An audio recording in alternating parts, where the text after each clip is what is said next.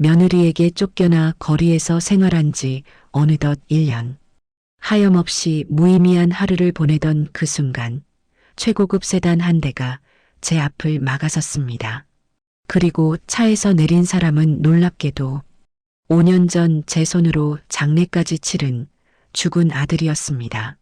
구독 버튼을 눌러주세요. 금빛 행운을 드릴게요. 사연 시작합니다. 살점이 뜯겨나갈 듯한 칼바람이 불어오는 1월의 어느 장터였습니다. 영하 15도라는 일기예보가 무색할 만큼 체감 온도는 영하 20도를 밑돌았고 시장통 바닥은 꽁꽁 얼어붙어 마치 거대한 빙판처럼 변해 있었죠. 그 위를 위태롭게 걷고 있는 박순자의 발걸음은 금방이라도 쓰러질 듯 위태로워 보였습니다.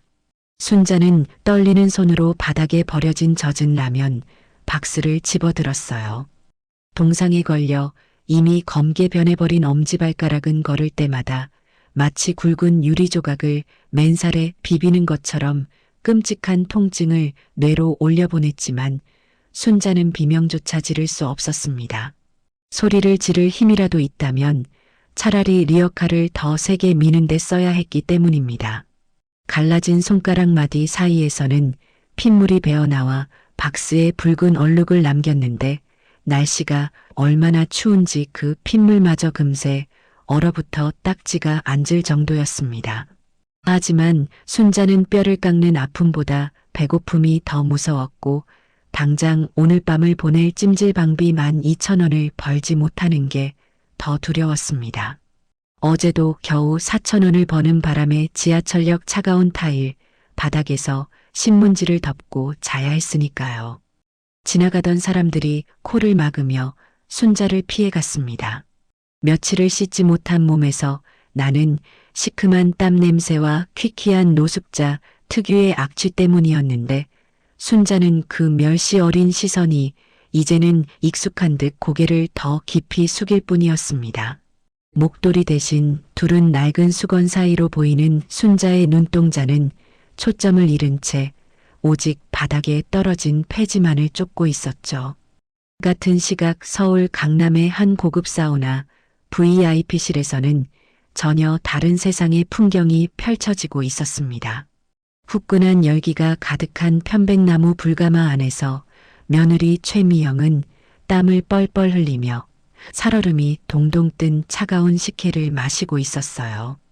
그녀의 손목에는 번쩍이는 금팔찌가 걸려 있었고 목에는 명품 목걸이가 땀에 젖어 반짝이고 있었습니다. 옆에는 내연남 박진수가 맥반석 계란의 껍데기를 정성스럽게 까서 미영의 입에 넣어주고 있었죠. 미영이 짜증 섞인 목소리로 부채질을 하며 말했습니다. 아 더워. 여긴 왜 이렇게 온도가 안 맞아? 돈을 10만 원이나 냈는데 서비스가 영 엉망이네. 매니저 불러서 따질까? 진수가 능글맞은 웃음을 지으며 미영의 어깨를 주물렀습니다. 자기야 진정해. 피부 상한다. 내일 상견례 끝나고 우리 결혼하면 내가 매일 5성급 호텔 스파만 데리고 다닐게. 자기가 사준 그 스포츠카 타고 가면 호텔 직원들이 알아서 기지 않겠어? 미영은 진수의 말에 기분이 풀린 듯 콧소리를 내며 웃었습니다. 당연하지. 그 차가 얼마짜린데. 죽은 그 인간 목숨값으로 산 건데 당연히 좋아야지. 안 그래? 아참 그 노인네는 이 한파에 얼어 죽었나 모르겠네. 뉴스 보니까 노숙자들 동사했다는 기사가 뜨던데. 미영은 남편의 사망보험금 5억 원으로 산 명품 팔찌를 만지작거렸습니다. 그녀에게 시어머니가 길바닥에서 겪고 있을 생지옥 같은 고통 따위는 안중에도 없었고 오직 자신의 화려한 미래와 쾌락만이 중요할 뿐이었죠. 다시 화면이 바뀌어 차가운 시장통입니다. 순자는 무거운 리어카를 끌고 생선 가게 앞을 지나고 있었어요. 폐지가 가득 실린 리어카가 실수로 생선 가게의 좌판을 살짝 건드렸는데 그 순간 생선 가게 주인이 대야에 든 소금물을 길바닥에 확 뿌리며 고래고래 소리를 질렀습니다. 아이고 재수 없어. 아침부터 웬 거지 노인네가 남의 장사 망치려고 작정을 했나? 냄새나니까 저리 좀 꺼져요. 부정타게 시리. 순자는 화들짝 놀라 뒷걸음질 쳤습니다. 차가운 소금물이 순자의 낡은 운동화 위로 튀었고 찢어진 신발 틈으로 스며든 소금물이 동상 걸린 발가락을 찌르자 순자는 입술을 깨물며 신음을 삼켰습니다. 마치 불에 댄 듯한 쓰라림이 전신을 강타했지만 순자는 아무 대꾸도 할 수 없었어요. 그저 죄인처럼 허리를 굽히며 연신 고개를 조아렸죠. 죄송합니다. 제가 눈이 어두워서 금방 지나갈게요. 정말 죄송합니다. 순자가 서둘러 리어카를 밀며 도망치듯 자리를 피했습니다. 그 뒷모습을 보며 생선 가게 주인이 바닥에 침을 탁 뱉으며 주변 상인들에게 들으라는 듯 큰 소리로 떠들었습니다. 제 아들 잡아먹고 며느리한테 쫓겨났다더니 꼴 좋네. 젊어서 업보를 어떻게 쌓았으면 늙어서 저 고생이야? 인과응보지 뭐야. 사람들의 수군거림이 비수처럼 날아와 순자의 찢어진 가슴을 후벼 팠습니다. 순자는 골목 구석진 곳에 리어카를 세우고 거친 숨을 몰아쉬었죠. 억울함에 눈물이 핑 돌았지만 울 힘조차 남아있지 않았습니다. 뱃속에서는 꼬르륵 소리가 요동을 쳤지만 주머니에는 10원짜리 하나 없었으니까요. 그때 누군가 순자의 등 뒤에서 아주 작은 목소리로 불렀어요. 할머니 잠깐만요. 돌아보니 붕어빵을 파는 아주머니였습니다.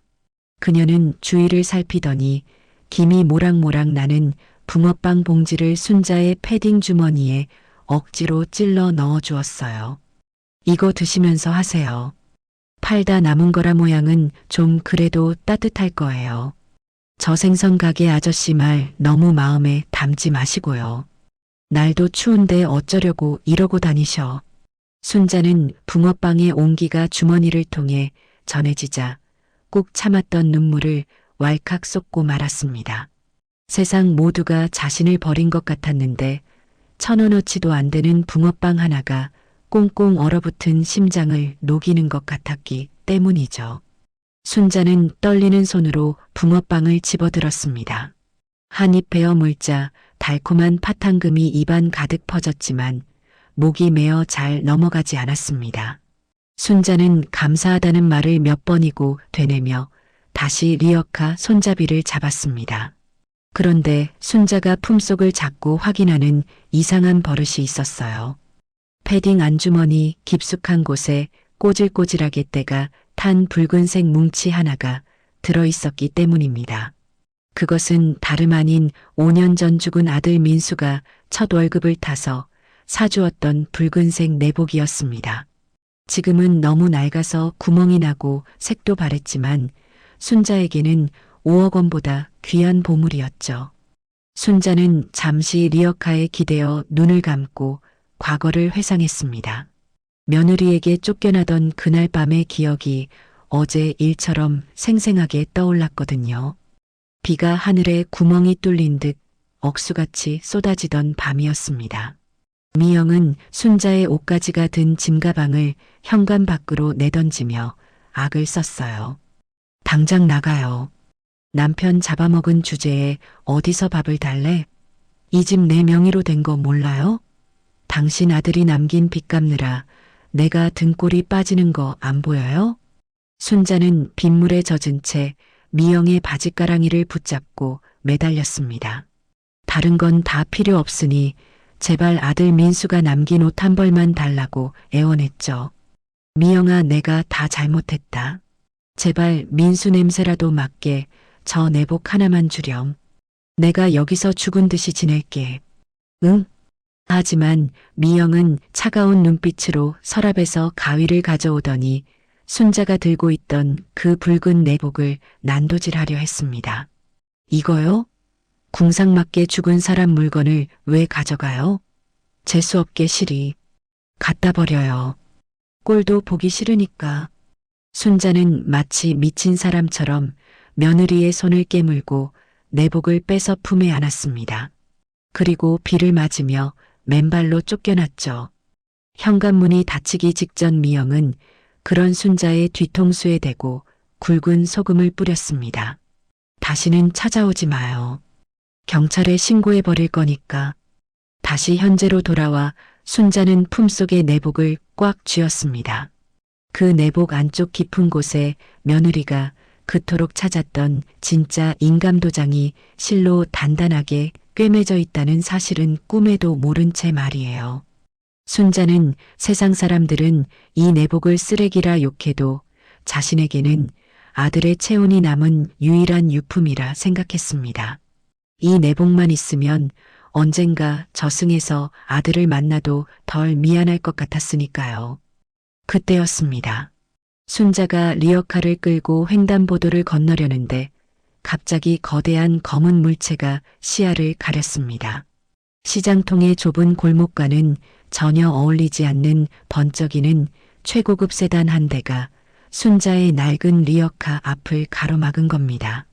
엔진 소리조차 들리지 않을 만큼 조용하고 육중한 검은색 차였습니다. 주변에 있던 상인들과 행인들이 하던 일을 멈추고 웅성거리기 시작했죠. 저거 마이바흐 아니야? 저 비싼 차가 이런 더러운 시장통엔 웬일이래? 저 할머니 리어카랑 부딪히겠어.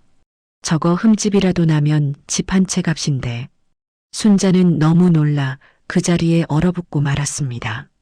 혹시라도 저 비싼 차를 긁기라도 하면 평생 폐지를 주어도 갚지 못할 거라는 공포가 엄습했기 때문이죠. 순자는 리어카를 뒤로 빼려 했지만 힘이 빠진 다리가 말을 듣지 않았습니다. 그때 운전석 문이 열리고 덩치 큰 수행원들이 내려 순자를 향해 다가왔습니다. 순자는 덜덜 떨며 뒷걸음질 쳤고 품속의 내복을 더 꽉 끌어안았어요. 도망쳐야 한다는 생각이 들었지만 공포심에 발이 바닥에 붙어버린 것 같았습니다. 그런데 수행원들이 순자를 잡는 대신 깍듯하게 허리를 숙이며 뒷좌석 문을 열었습니다. 시장통의 소음이 일순간 멈춘 듯 고요해졌죠. 검은색 구두가 더러운 시장 바닥에 닿았고 말끔한 정장을 입은 한 남자가 차에서 내렸습니다. 순자는 눈을 의심했습니다. 5년 전 장례식도 치르지 못하고 가슴에 묻었던 아들 민수와 너무나 똑같이 생긴 남자가 그곳에 서 있었으니까요. 하지만 그 남자의 눈빛은 순자가 알던 순박한 아들의 눈빛이 아니었습니다. 지옥에서 돌아온 듯한 차갑고도 서슬퍼런 분노가 서려 있었죠. 남자는 순자의 냄새나는 행색과 터진 손등을 보고는 입술을 꽉 깨물었습니다. 그리고 순자의 앞을 막아선 채 떨리는 목소리로 입을 열었습니다. 이것은 며느리 최미영이 상상조차 하지 못한 처절한 파멸의 시작이었습니다. 시장통의 소음이 마치 진공 상태가 된 것처럼 순자의 귀에는 아무것도 들리지 않았습니다. 눈앞에 서 있는 남자는 분명 5년 전 죽어서 한 줌의 재가 되었다던 아들 민수와 너무나 똑같은 얼굴을 하고 있었지만 순자는 이것이 현실이라고 믿을 수가 없었습니다. 아마도 며칠을 굶은 탓에 헛것이 보이는 것이거나 아니면 이 추위에 자신이 드디어 정신을 놓고 저승 문턱을 밟은 것이라 생각했죠. 순자는 떨리는 손으로 자신의 뺨을 때리려 했습니다. 하지만 손이 너무 얼어 감각이 없었고 눈앞에 남자가 흐릿하게 번져 보일 뿐이었습니다. 남자는 순자가 뒷걸음질 치자 왈칵 눈물을 쏟으며 그 자리에 무릎을 꿇었습니다. 최고급 원단으로 지은 양복 바지가 시장 바닥에 더러운 오물과 생선 찌꺼기 위로 털썩 주저앉았지만 남자는 전혀 개의치 않는 듯 했습니다. 어머니 접니다. 불효자 민수가 살아서 돌아왔습니다. 남자의 목소리는 물기를 머금은 채 떨리고 있었고 그 소리는 순자의 고막을 넘어 꽁꽁 얼어붙은 심장을 강하게 때렸습니다. 순자는 리어카 손잡이를 놓치고 바닥으로 주저앉을 뻔했습니다. 남자가 재빨리 순자의 양어깨를 잡았는데 그 손에서 전해지는 뜨거운 체온이 순자의 낡은 패딩 점퍼를 뚫고 들어왔습니다. 그것은 귀신의 서늘함이 아니라 살아있는 사람의 분명한 온기였습니다. 순자는 멍하니 아들의 얼굴을 더듬었습니다. 거칠고 때가 잔뜩 낀 순자의 손이 남자의 매끄러운 뺨에 닿자 검은 때 자국이 묻어났지만 남자는 오히려 순자의 손을 자신의 뺨에 더 강하게 비벼댔습니다. 민수야, 정말 우리 민수니? 너가 정말 살아있는 거야? 순자의 목소리는 갈라져서 쇳소리가 났고 눈에서는 믿을 수 없다는 듯 하염없이 눈물이 흘러내려 볼에 닿기도 전에 차갑게 식어버렸습니다. 민수는 고개를 세차게 끄덕이며 순자를 와락 끌어안았습니다. 순자의 몸에서 나는 퀴퀴한 악취와 생선 비린내가 민수의 코를 찔렀지만 그는 아랑곳하지 않고 어머니의 마른 등을 쓰다듬으며 오열했습니다. 죄송해요. 너무 늦게 왔습니다. 제가 죽을 죄를 지었습니다, 어머니. 주변에서 구경하던 상인들과 행인들도 이 기막힌 광경에 숨을 죽이고 지켜보고 있었습니다. 방금 전까지 순자에게 소금을 뿌렸던 생선 가게 주인은 입을 떡 벌린 채 들고 있던 대야를 떨어뜨리고 말았죠. 폐지를 줍던 거지 노인네의 아들이 죽은 줄 알았는데 살아서 돌아온 것도 모자라 재벌이나 탈 법한 차를 타고 나타났으니 귀신에 홀린 기분이었을 겁니다. 민수는 한참 동안 순자를 안고 울다가 순자의 품속에서 삐져나온 붉은 천 조각을 발견했습니다. 그것은 자신이 첫 월급을 타서 어머니께 사드렸던 그 붉은 내복이었습니다. 지금은 낡아서 걸레 조각처럼 변해버렸고 곳곳에 검은 얼룩이 묻어 있었지만 민수는 단번에 그것을 알아보았습니다. 며느리에게 쫓겨나면서도 자신이 사준 내복 하나만은 목숨처럼 챙겨 나왔을 어머니의 마음이 가슴에 사무쳐 민수는 짐승처럼 울부짖었습니다. 이게 뭐라고? 이 못난 아들이 준 게 뭐라고 이걸 아직도 품고 계세요. 순자는 부끄러운 듯 내복을 황급히 점퍼 안으로 밀어넣으며 고개를 숙였습니다. 아니다. 나는 이거면 된다. 너가 살아 돌아왔는데 내가 뭘 더 바라겠니? 그때 차 뒷좌석에 다른 문이 열리고 백발이 성성한 노신사가 지팡이를 짚고 내렸습니다. 그는 70대 중반쯤 되어 보였는데 입고 있는 코트나 풍기는 분위기가 범접할 수 없는 위엄을 풍기고 있었죠. 노신사는 천천히 순자에게 다가오더니 믿을 수 없는 행동을 했습니다. 더러운 시장 바닥에 서 있는 순자를 향해 허리를 90도로 굽히며 정중하게 인사를 한 것입니다. 어르신 처음 뵙겠습니다. 아니 30년 만에 뵙는군요. 순자는 영문을 몰라 어리둥절한 표정으로 민수와 노신사를 번갈아 보았습니다. 민수가 눈물을 닦으며 순자를 부축해 일으켜 세웠습니다. 어머니, 이분은 저를 살려주신 은인이자 지금 제가 모시고 있는 강 회장님이세요. 5년 전 사고로 기억을 잃고 쓰러져 있던 저를 거두어 주신 분입니다. 강 회장은 인자한 미소를 지으며 순자의 거친 손을 두 손으로 감싸 쥐었습니다. 그의 손은 따뜻했고 묵직한 진심이 담겨 있었습니다. 기억 못하실 겁니다. 30년 전 이 근처 국밥집에서 일하실 때 돈이 없어 굶고 있던 젊은 놈에게 국밥 한 그릇을 공짜로 주시며 힘내라고 하셨던 거려. 순자의 눈이 휘둥그레졌습니다. 아주 먼 옛날 시장통 국밥집에서 식모살이를 할 때 며칠을 굶은 것 같은 청년이 안쓰러워 몰래 밥을 꾹꾹 눌러 담아주었던 기억이 희미하게 떠올랐기 때문이죠. 강 회장은 회상에 잠긴 듯 먼 산을 바라보며 말을 이었습니다. 그때 그 국밥 한 그릇이 아니었다면 저는 아마 굶어 죽었거나 나쁜 길로 빠졌을 겁니다. 그 따뜻한 밥 한 끼 덕분에 죽기 살기로 돈을 벌었고 이렇게 기업을 일구게 되었죠. 그런데 제 양자가 된 민수가 기억을 찾고 보니 바로 어르신의 아드님이더군요. 이건 하늘이 제게 은혜를 갚으라고 주신 기회입니다. 순자는 다리에 힘이 풀려 그만 털썩 주저앉고 말았습니다.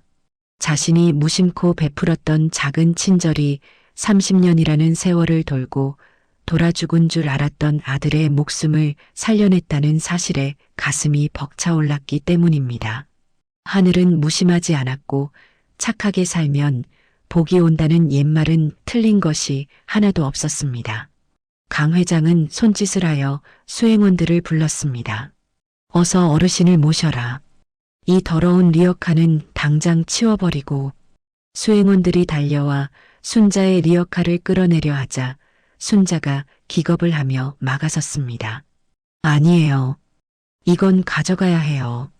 이거라도 팔아야 오늘 찜질방비를 내는데. 순자의 말에 민수의 가슴이 찢어지는 듯 했습니다.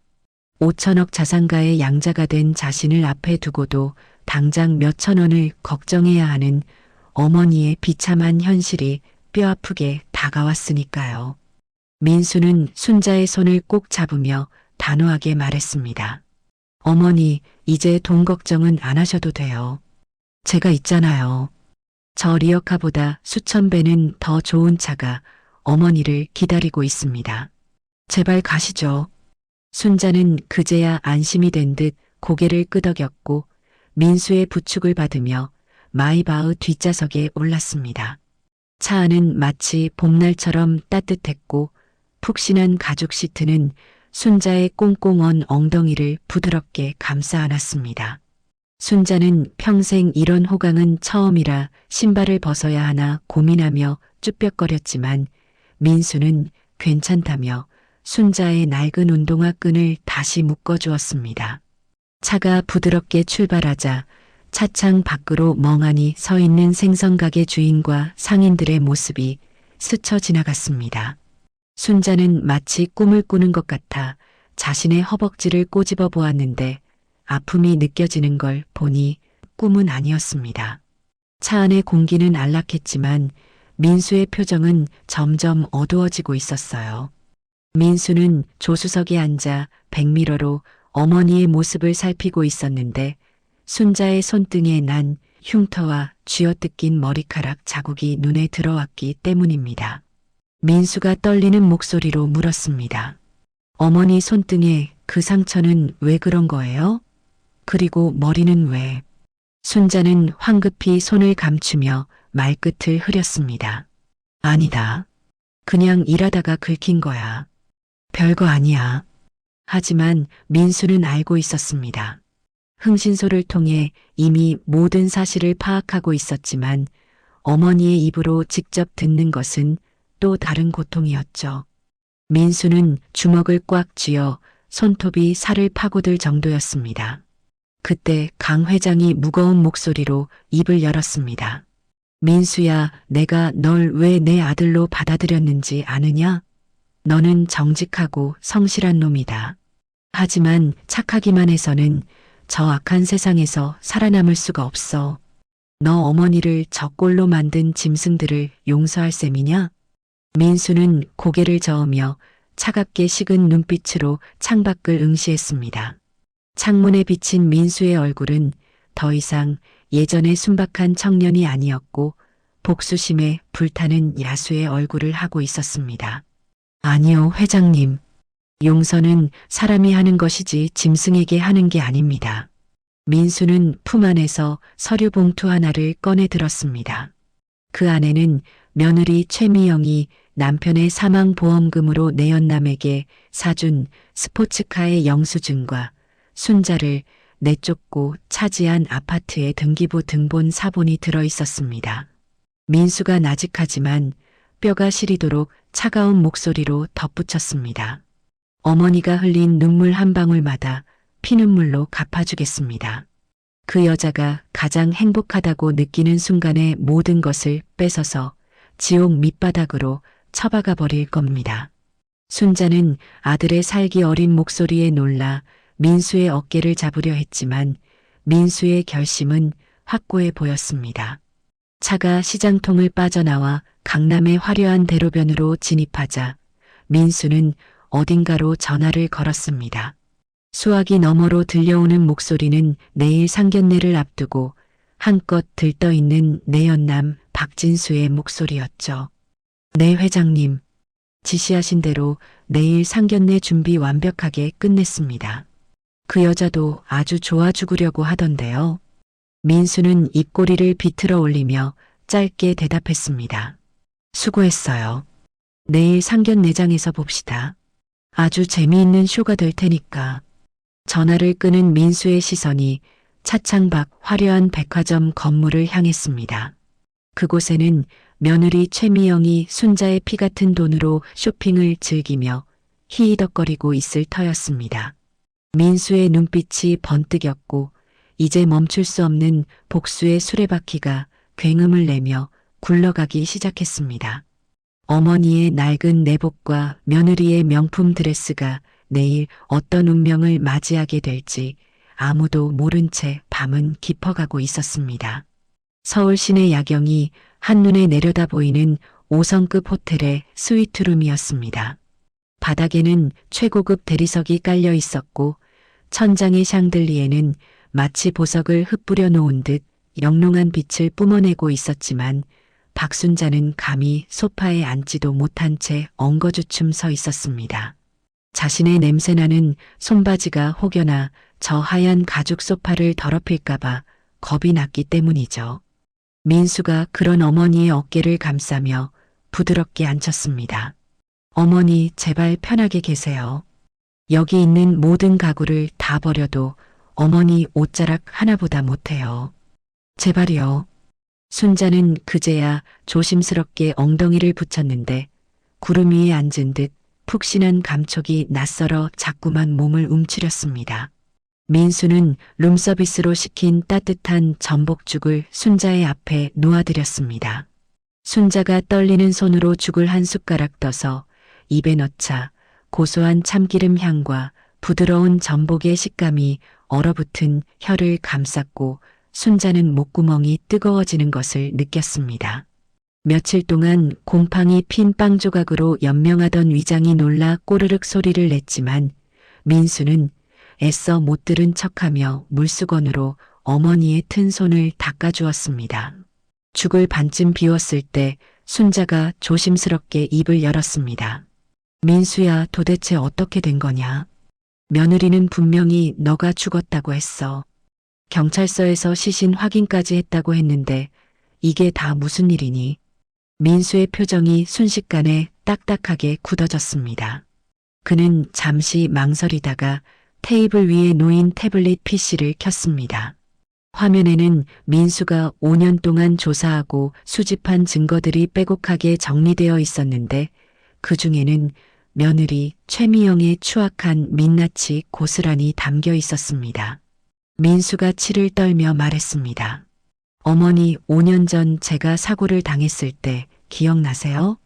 저는 산사태에 휩쓸려 머리를 다치고 기억을 잃은 채 강물에 떠내려갔었어요. 다행히 강 회장님이 낚시를 하다가 저를 구조해 주셨죠. 순자는 고개를 끄덕였습니다.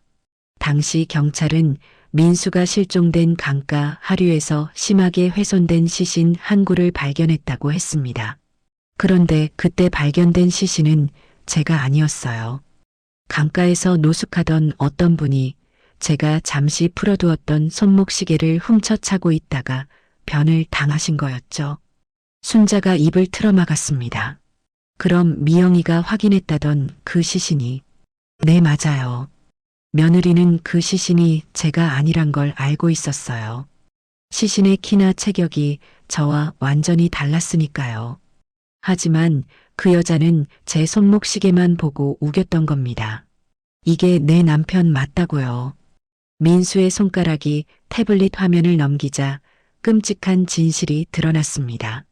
화면 속에는 사체 검안서와 화장 증명서가 나란히 떠 있었는데 날짜가 기가 막혔습니다. 보통 실종된 사람이 법적으로 사망 처리가 되려면 5년이라는 긴 시간이 필요합니다. 하지만 확실한 시신이 발견되어 가족이 인계하면 단 3일 만에도 사망 신고가 가능하고 곧바로 거액의 생명보험금이 지급되죠. 며느리 최미영은 바로 이 법적인 맹점을 노린 것이었습니다. 내레이터가 분노한 목소리로 설명을 덧붙입니다. 돈에 눈이 먼 며느리는 남편의 생사 따위는 중요하지 않았습니다. 그녀에게 필요했던 건 남편이 아니라 남편의 목숨값인 5억 원이라는 현금이었으니까요. 그래서 그녀는 시신이 남편이 아닐 수도 있다는 합리적인 의심을 지워버리고 부검조차 거부한 채 서둘러 시신을 화장해버린 것입니다.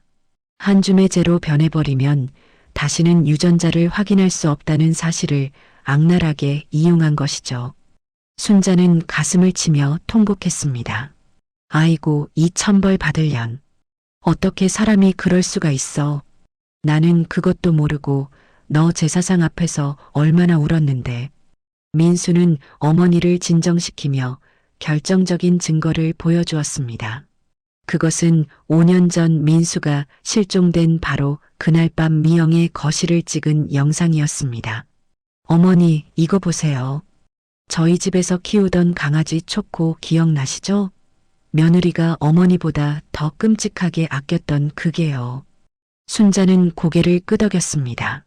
며느리는 시어머니 밥상에는 쉰 김치를 올리면서도 개 밥그릇에는 한우를 구워주곤 했었으니까요. 그때 제가 거실에 팩캠이라는 걸 설치했었어요. 강아지가 혼자 있을 때 뭐 하는지 보려고요.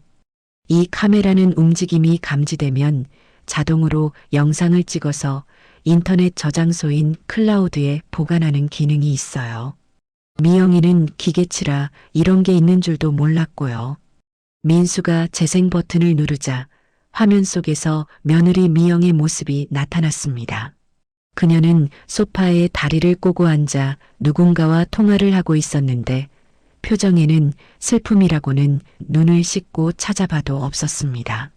오히려 입가에 비릿한 미소를 띠고 있었죠. 화면 속 미영의 목소리가 호텔 방 안에 생생하게 울려 퍼졌습니다. 자기야, 걱정 마. 경찰이 시신 찾았대. 얼굴은 뭉개져서 못 알아보겠는데 시계가 그 인간 거야. 그럼 끝난 거지 뭐. 미영은 통화를 하며 매니큐어를 칠하고 있었습니다. 형사님이 부검할 거냐고 묻길래 내가 질색하면서 거절했어. 우리 남편 2번 죽이는 일이라고 눈물 좀 짰더니 바로 넘어가던데? 그냥 내일 바로 화장해버릴 거야.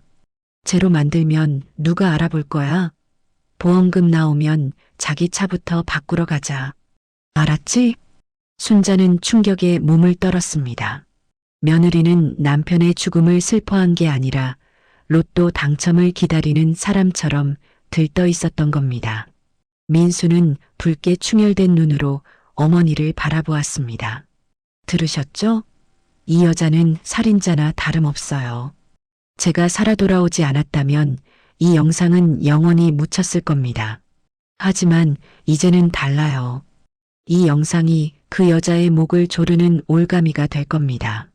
같은 시각 서울 강남의 한 명품관 VIP 라운지에서는 정반대의 상황이 벌어지고 있었습니다. 최미영은 푹신한 벨벳 소파에 앉아 직원이 가져다 준 에스프레소를 우아하게 마시고 있었어요.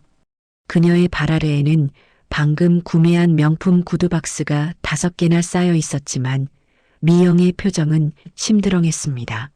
미영이 찻잔을 내려놓으며 직원에게 까칠하게 말했습니다. 매니저님, 이거 가죽이 왜 이래요? 여기 미세하게 스크래치 있는 거 안 보여요? 내가 여기 1년에 얼마를 쓰는 사람인데 물건 관리를 이따위로 해요? 매니저가 당황하며 허리를 숙였습니다. 죄송합니다, 고객님. 바로 새 상품으로 교환해 드리겠습니다. 워낙 귀한 가죽이라 보관 중에 실수가 있었나 봅니다. 미영은 콧방귀를 뀌며 다리를 꼬았습니다. 됐고요. 기분 잡쳤으니까 신상 가방이나 좀 가져와 봐요. 아참, 그리고 내일 내가 중요한 상견례가 있는데 옷이 마땅한 게 없네. 제일 비싼 걸로 골라놔요. 미영은 거울을 보며 자신의 얼굴을 이리저리 뜯어보았습니다. 5년 전 남편을 화장터 불구덩이로 밀어넣을 때 지었던 그 비릿한 미소가 지금은 돈과 탐욕으로 더 번질거리고 있었죠. 그녀는 속으로 쾌재를 부르고 있었습니다. 내일이면 드디어 그 거지 같은 시댁 식구들이랑은 영원히 안녕이다. 진수 씨랑 결혼해서 새 출발하는 거야.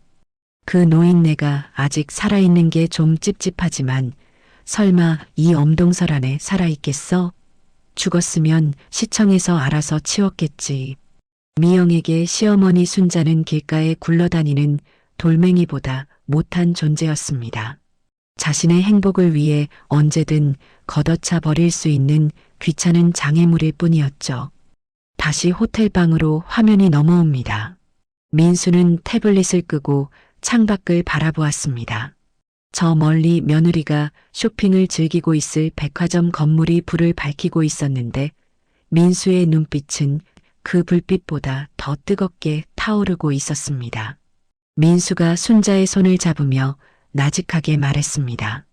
어머니, 오늘은 여기서 편하게 주무세요. 때 밀고 마사지도 받으시고 미용실 가서 머리도 제일 예쁘게 하세요. 순자가 손사래를 쳤습니다. 아니다 얘. 내 꼴에 무슨 호강이냐. 나는 그냥 너가 살아있는 것만으로도 배가 부르다. 하지만 민수는 단호하게 고개를 저었습니다. 아니요. 하셔야 해요. 내일 아주 중요한 곳에 가야 하거든요. 그 여자가 제 돈으로 산 옷을 입고 제 돈으로 산 차를 타고 가장 행복해하는 그 순간에 우리가 나타날 겁니다. 민수는 잠시 말을 멈추더니 입꼬리를 살짝 올리며 덧붙였습니다. 어머니, 며느리가 제일 무서워하는 게 뭔지 아세요? 귀신보다 더 무서운 게 바로 돈줄이 끊기는 거예요. 내일 제가 그 돈줄을 아주 잔인하게 끊어놓을 생각입니다. 순자는 아들의 서늘한 표정에서 30년 전 자신이 겪었던 설움과 한이 고스란히 느껴졌습니다. 착하기만 했던 아들이 오죽했으면 저렇게 독하게 변했을까 싶어 가슴이 미어졌지만 동시에 가슴 깊은 곳에서 뜨거운 무언가가 올라오는 것을 느꼈습니다. 그것은 억울하게 짓밟혔던 지난 5년의 세월을 보상받고 싶은 당당한 욕망이었습니다. 순자는 눈물을 닦고 결연한 표정으로 고개를 끄덕였습니다. 그래 알았다. 너 말대로 하마. 내일 그녀 얼굴을 똑똑히 보고 물어봐야겠다. 너가 사람이냐고. 짐승도 제 새끼 품은 어미는 안 문다는데 너가 어떻게 나한테 이럴 수 있냐고 말이다. 민수는 비서에게 전화를 걸어 내일 아침 어머니를 위한 최고급 의상과 헤어 디자이너를 준비시키라고 지시했습니다. 그리고 또 한 통의 전화를 걸었는데 수신이는 바로 며느리가 투자를 하겠다고 안달이 나 있는 투자 회사의 담당 임원이었습니다. 물론 그 회사는 강 회장의 계열사였고 실소유주는 민수였죠. 김 이사님, 내일 투자 설명회 일정 변동 없습니다. 다만 VIP 손님이 한 분 더 가실 겁니다. 아주 특별한 대우를 해줘야 하는 손님이니까 레드카펫 깔고 기다리세요.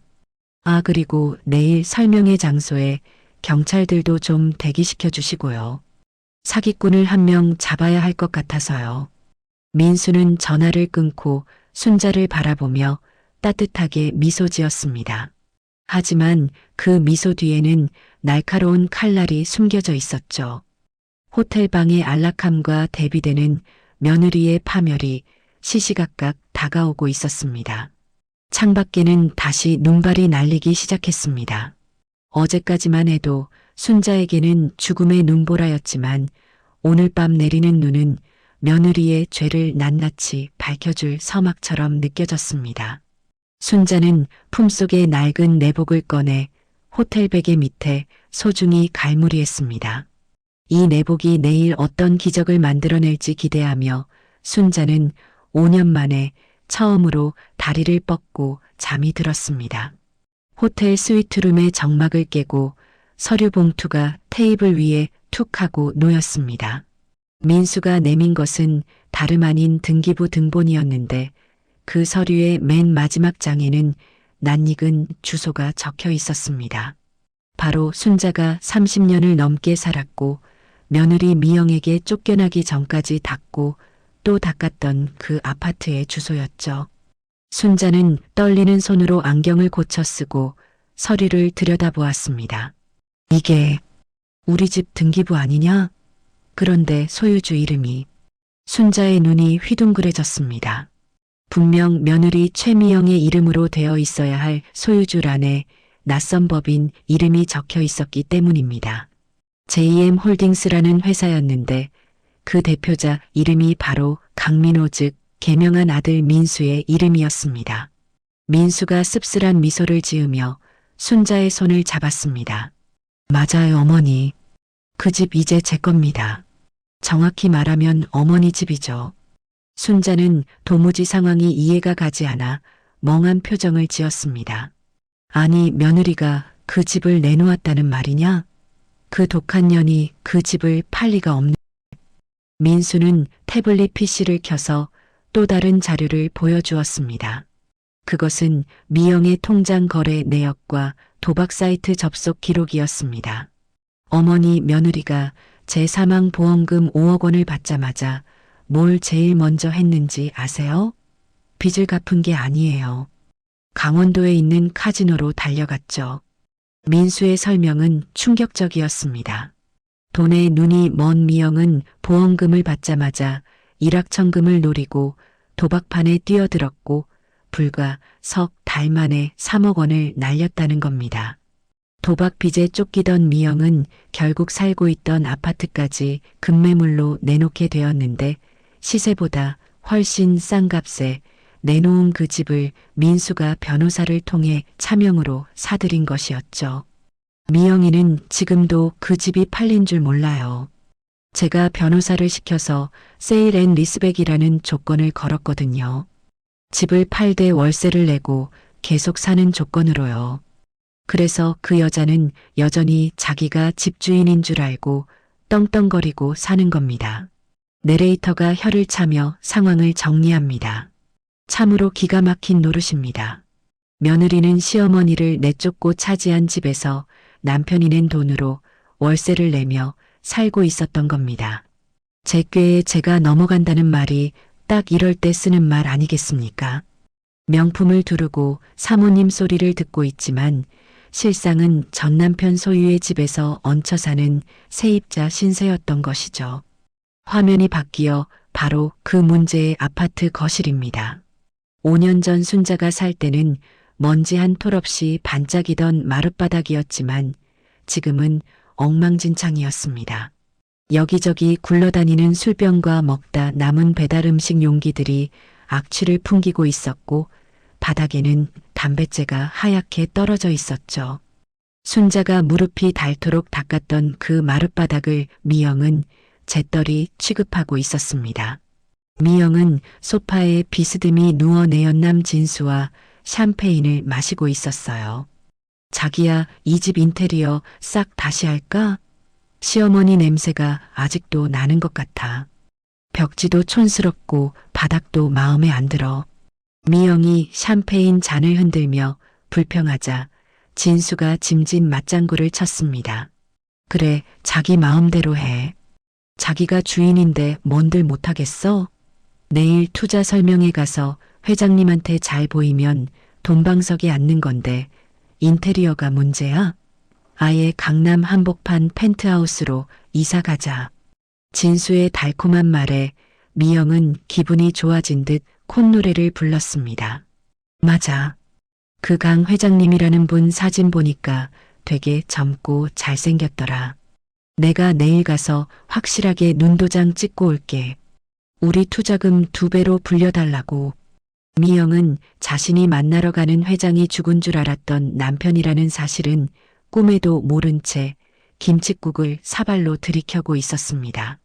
그때 미영의 휴대폰으로 문자 메시지 알림음이 울렸습니다. 카드 한도 초과 안내. 고객님은 현재 한도 초과로 결제가 불가능합니다. 미영의 표정이 일순간 찌푸려졌습니다. 아이씨, 또 한도 초과야? 지난달에 가방 몇 개 샀다고 벌써 막히네. 짜증나게. 미영은 신경질적으로 휴대폰을 소파 구석으로 던져버렸습니다. 그녀에게 돈은 화수분처럼 쏟아지는 것이어야 했는데 현실은 바닥이 보이는 독이었기 때문이죠. 보험금 5억 원은 도박과 사치로 거의 다 탕진했고 이제 남은 건 아파트를 판 돈 일부뿐이었습니다. 하지만 미영은 불안감을 애써 감추며 샴페인을 들이켰습니다. 괜찮아. 내일 투자 설명회만 잘 풀리면 다시 떵떵거릴 수 있어. 내일 입고 갈 옷이나 다시 한번 입어봐야겠다. 미영은 비틀거리는 걸음으로 안방으로 들어갔습니다. 안방 침대 위에는 백화점에서 사온 수백만 원짜리 원피스와 구두가 놓여 있었는데 그것들은 모두 민수의 카드로 긁은 것이나 다름없는 셈이었죠. 다시 화면이 교차되어 서울의 한 종합병원 검진센터입니다. 호텔에서 하룻밤을 보낸 순자는 다음 날 아침 일찍 민수와 함께 병원을 찾았습니다. 최고급 건강검진을 받기 위해서였는데 병원장은 강 회장의 부탁을 받고 직접 로비까지 나와 순자를 맞이했습니다. 어르신 오시느라 고생하셨습니다. 회장님께 말씀 많이 들었습니다. 오늘 머리부터 발끝까지 꼼꼼하게 봐드리겠습니다. 병원장이 90도로 허리를 숙이자 간호사들과 의사들이 일제히 순자에게 인사를 했습니다. 순자는 평생 이런 대접이 처음이라 어쩔 줄 몰라 하며 민수의 옷자락을 잡았습니다. 민수야, 내가 이런 검사를 받아도 되는 거냐? 돈이 엄청 비쌀 텐데. 민수는 순자의 손을 꼭 잡으며 안심시켰습니다. 어머니, 돈 걱정은 하지 마세요. 어머니 몸이 재산이에요. 그동안 길바닥에서 고생하신 거 생각하면 이 정도도 부족해요. 검사가 진행되는 동안 민수는 초조한 마음으로 대기실을 지켰습니다. 잠시 후 결과 차트를 들고 나온 의사의 표정이 심각했습니다. 보호자분 잠시 저 좀 보시죠. 민수의 가슴이 철렁 내려앉았습니다. 진료실로 들어간 민수에게 의사는 엑스레이 사진을 보여주며 한숨을 쉬었습니다. 어머니 몸 상태가 생각보다 훨씬 심각합니다. 영양실조는 기본이고요. 무릎 연골은 다 닳아서 뼈끼리 부딪히고 있어요. 게다가 손발의 동상은 괴사가 진행되기 직전이라 조금만 늦었어도 절단해야 했을 겁니다.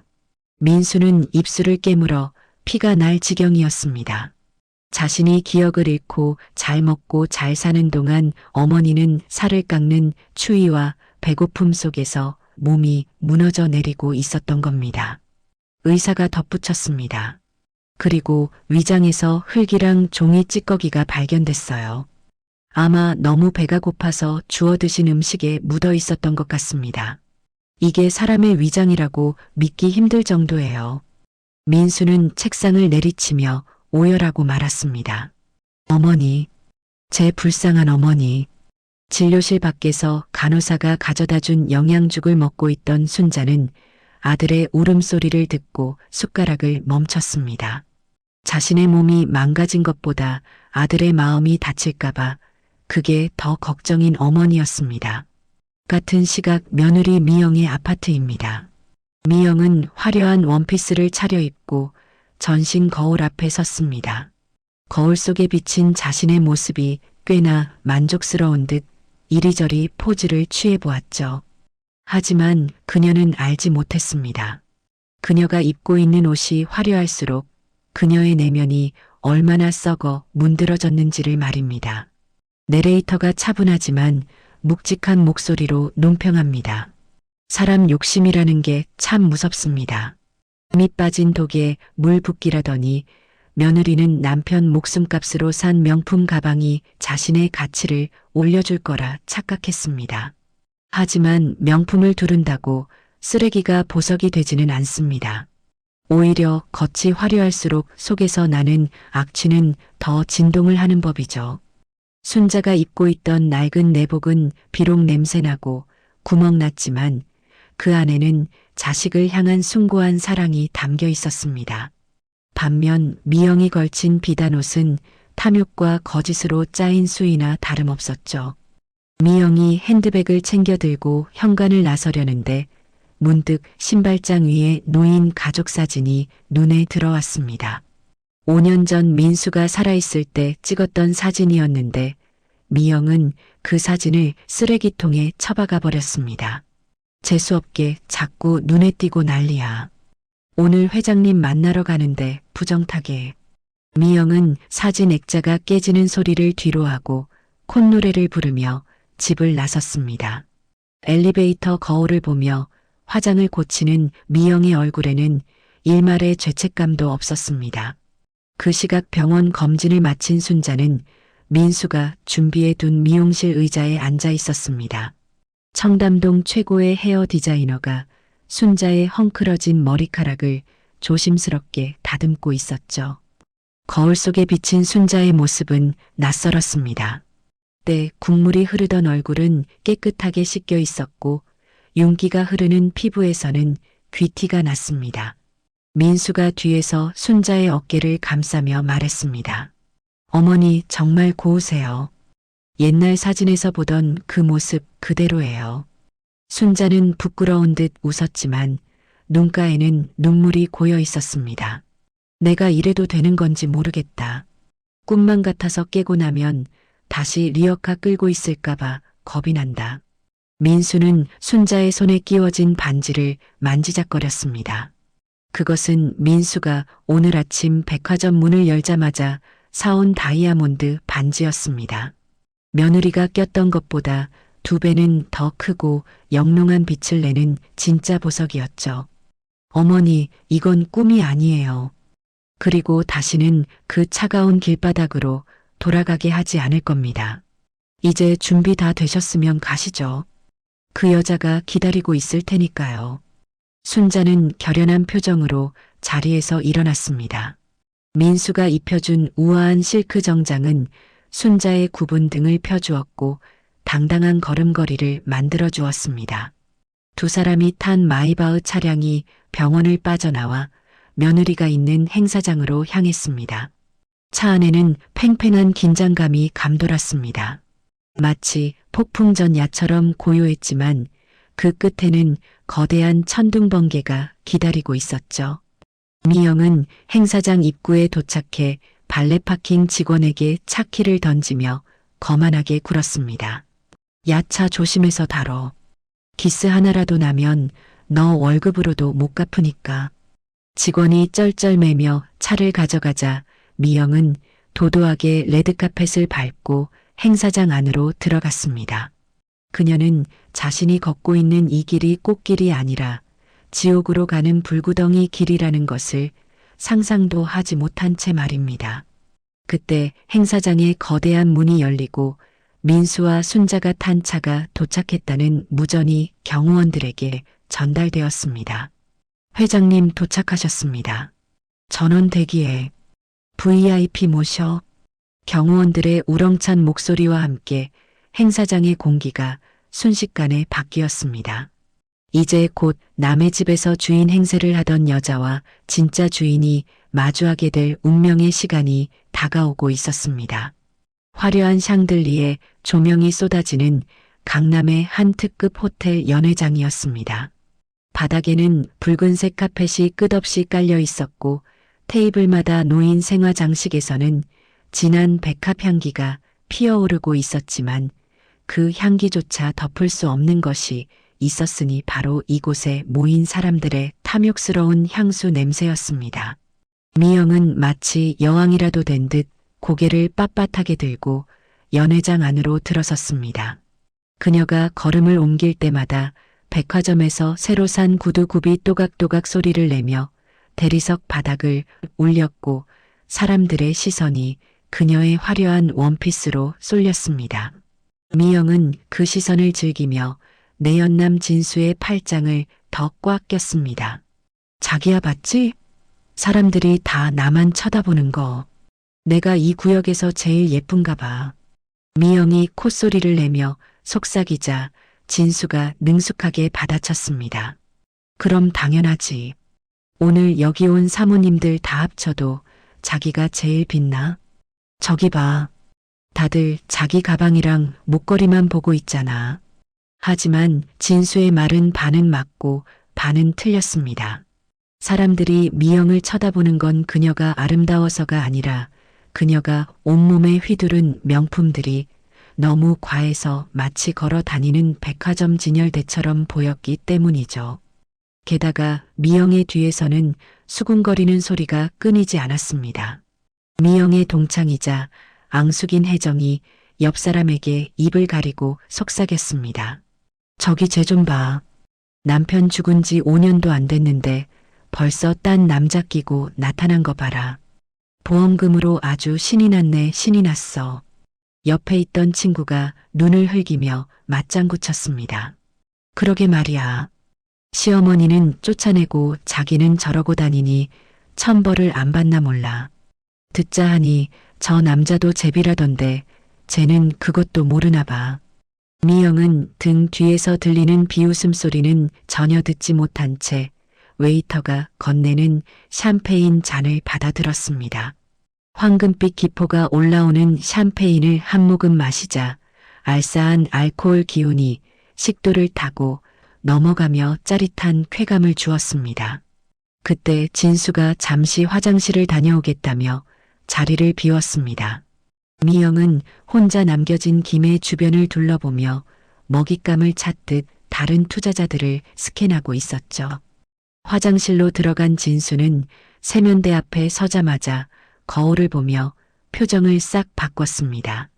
방금 전까지 미영을 보며 꿀이 떨어질 듯 달콤하게 웃던 눈빛은 온데간데 없고 구역질이 난다는 듯 헛구역질을 해댔습니다. 진수는 거칠게 물을 틀어 입술을 박박 닦아냈습니다. 아우 냄새나. 향수를 무슨 욕조에 들어갔다 나온 것처럼 뿌려대니 머리가 다 아프네.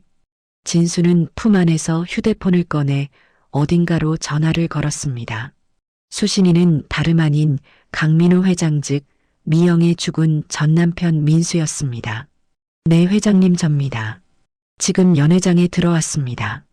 네 그 여자는 지금 자기가 신데렐라라도 된 줄 알고 아주 신이 났습니다. 진수의 목소리는 비굴할 정도로 공손했습니다.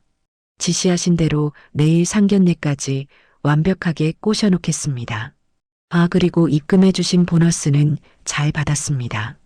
역시 회장님 스케일이 다르시네요.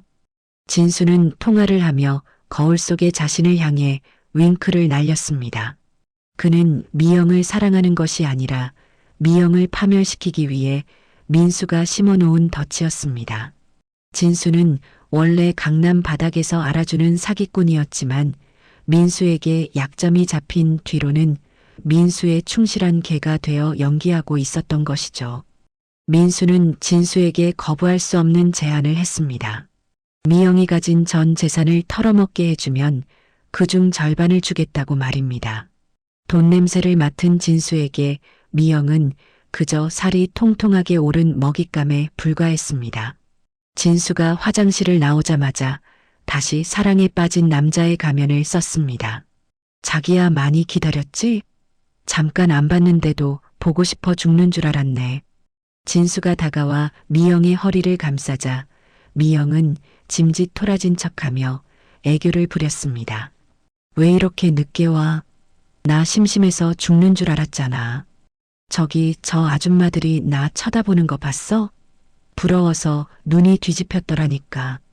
미영은 자신의 추락을 기다리는 사람들을 부러워하는 사람들로 착각하며 샴페인을 연거푸 들이켰습니다. 그때 연회장의 조명이 어두워지며 무대 위로 사회자가 등장했습니다. 자, 오래 기다리셨습니다. 오늘 투자 설명회의 하이라이트 JM홀딩스의 실소유주이신 강민호 회장님을 소개합니다. 웅장한 음악과 함께 무대 중앙에 스크린이 올라갔습니다. 하지만 무대 위에는 사람이 없었고 대신 거대한 화면에 실시간 영상이 송출되고 있었습니다. 영상 속에는 집무실 의자에 앉아있는 한 남자의 뒷모습만 보였는데 그 남자가 천천히 의자를 돌렸습니다. 화면 속 남자는 짙은 선글라스를 끼고 있어서 얼굴을 알아볼 수 없었지만 미영은 왠지 모를 서늘함을 느꼈습니다. 남자의 목소리가 스피커를 통해 연회장을 울렸습니다. 반갑습니다, 여러분. 오늘 이 자리에 오신 분들은 모두 인생의 대박을 꿈꾸는 분들이시겠죠. 저 강민호가 여러분의 꿈을 이루어 드리겠습니다. 변조된 목소리였지만 묘하게 귀에 익은 억양의 미영은 고개를 갸웃거렸습니다. 자기야, 목소리가 좀 특이하지 않아? 어디서 많이 들어본 것 같은데. 진수가 짐짓 놀란 척하며 미영의 주의를 돌렸습니다. 에이, 기분 탓이겠지. 회장님이 원래 신비주의라 얼굴 공개를 안 하신대. 그나저나 저분한테 투자하면 수익률이 500%래. 자기야, 우리 이거 놓치면 평생 후회해. 500%라는 말에 미영의 눈이 다시 돈 욕심으로 번들거렸습니다. 남편의 목소리 따위는 금세 잊어버리고 오직 돈방석에 앉을 생각에 심장이 쿵쾅거렸죠. 미영은 진수의 손을 꽉 잡으며 속삭였습니다. 자기야, 나 결심했어. 남은 돈 다 털어서 여기에 투자할래. 그리고 우리 결혼해서 보란듯이 떵떵거리고 살자. 화면 속의 민수는 선글라스 너머로 정확히 카메라를 응시하고 있었습니다. 마치 연회장 구석에 앉아있는 미영을 꿰뚫어 보고 있는 것 같았죠. 사실 민수는 지금 호텔 위층의 비밀 통제실에서 CCTV 화면을 통해 미영의 일거수일투족을 지켜보고 있었습니다. 민수의 옆에는 곱게 단장한 순자가 앉아 있었는데 순자는 화면 속 며느리의 모습을 보며 입술을 파르르 떨었습니다. 전현이, 내 아들 목숨값을 도박판에 쏟아붓더니 이제는 사기판에 쏟아붓는구나. 천벌을 받으련. 순자의 눈에서 굵은 눈물이 떨어졌습니다. 민수는 어머니의 어깨를 감싸며 나직하게 말했습니다. 어머니, 조금만 참으세요. 이제 거의 다 왔습니다. 쥐가 덫에 놓인 치즈를 물었어요. 이제 덫을 닫기만 하면 됩니다. 민수는 진수에게 문자를 보냈습니다. 작전 개시. 계약서에 도장 찍게 해. 문자를 받은 진수의 눈빛이 교활하게 빛났습니다. 자기야, 지금이야. 사람들 몰리기 전에 우리가 먼저 계약서 쓰자. 내가 회장님 비서랑 미리 이야기 다 해놨어. 진수는 미영을 데리고 연회장 한쪽에 마련된 VIP 계약실로 이끌었습니다. 미영은 홀린 듯 따라가서 내일이면 휴지 조각이 될 투자 계약서에 서명을 했습니다. 그녀가 펜을 들어 이름을 쓰는 순간 그녀의 전 재산은 공중분해되어 민수의 유령 회사로 넘어갔지만 미영은 그것도 모르고 진수와 하이파이브를 하며 기뻐했습니다. 됐어. 이제 우린 부자야. 자기야, 오늘 밤은 내가 쏠게. 제일 비싼 룸 잡아서 파티하자. 미영은 샴페인 잔을 높이 들어 건배를 제의했습니다. 우리의 찬란한 미래를 위하여. 하지만 그녀가 마신 건 축배가 아니라 독배였습니다. 그 시각 순자는 호텔방으로 돌아와 침대에 앉아 있었습니다. 그녀의 손에는 여전히 낡은 붉은 내복이 들려 있었는데 순자는 그 내복을 뺨에 비비며 중얼거렸습니다. 민수야, 보고 있니? 너 색시가. 아니, 저 짐승만도 못한 것이 제 무덤을 파고 있구나. 엄마가 내일은 꼭 너의 억울함을 풀어줄게. 창밖에는 다시 눈보라가 치기 시작했습니다. 미영은 술에 취해 비틀거리며 호텔 로비를 빠져나갔고 그 뒤를 진수가 부축하며 따라갔습니다. 진수는 미영이 보지 않는 틈을 타 바닥에 침을 뱉으며 중얼거렸습니다. 아우, 무거워. 돼지 같은 여자가 술만 처먹어서는. 내일이면 끝이다. 지겨운 연기도. 다음 날 아침이 밝았습니다. 오늘은 미영이 그토록 기다리던 상견례 날이자 민수가 준비한 복수극의 하이라이트가 펼쳐질 날이었습니다. 미영은 숙취로 지끈거리는 머리를 부여잡고 일어났습니다. 하지만 기대감에 부풀어 금세 표정이 밝아졌죠. 그녀는 옷장에서 어제 백화점에서 사온 수백만 원짜리 상견 내용 원피스를 꺼냈습니다. 순백색의 우아한 원피스였는데 그것은 마치 죽은 사람에게 입히는 수의처럼 창백해 보였습니다. 미영은 거울 앞에서 옷을 대보며 혼잣말을 했습니다. 완벽해. 오늘 이 옷 입고 가서 시부모님한테 점수 따고 결혼 날짜 잡는 거야. 아참, 집 인테리어도 다시 해야 하는데. 미영은 자신이 살고 있는 집이 이미 전 남편 민수의 명의로 넘어갔다는 사실은 꿈에도 모른 채 벽지를 무슨 색으로 할지 고민하고 있었습니다. 그때 초인종이 울렸습니다. 누구세요? 택배입니다. 본인 확인이 필요한 등기 우편이 있어서요. 미영이 문을 열자 우체부 아저씨가 서류 봉투 하나를 건넸습니다. 봉투에는 발신인 이름이 적혀 있지 않았는데 미영은 대수롭지 않게 봉투를 뜯었습니다. 그 안에는 달랑 종이 한 장이 들어 있었는데 내용은 충격적이었습니다. 퇴거 통보서. 귀하는 현재 불법 점유 중이므로 일주일 내로 퇴거하시기 바랍니다. 소유주 대리인 법무법인 정의. 미영의 손이 부들부들 떨렸습니다. 이게 뭐야? 불법 점유라니? 이 집은 내 집인데 누가 장난치는 거야? 미영은 서류를 구겨서 바닥에 던져버렸습니다. 누군가 자신의 행복을 질투해서 보낸 악질적인 장난이라고 생각했기 때문이죠. 하지만 이것은 장난이 아니라 민수가 보내는 첫 번째 경고장이었습니다. 이제 곧 백화점에서의 망신과 상견례장에서의 체포쇼가 연달아 터질 예정이었으니까요. 미영은 불안한 마음을 애써 누르며 진수에게 전화를 걸었습니다. 자기야, 웬 이상한 서류가 왔어. 누가 장난치나 봐. 기분 나빠서 못 살겠어. 우리 빨리 상견례장 가자. 어머님, 아버님 기다리시잖아. 진수의 목소리는 평소보다 더 들떠 있었습니다. 그래, 자기야. 빨리 와. 오늘 아주 특별한 손님도 오신대. 자기가 깜짝 놀랄 거야.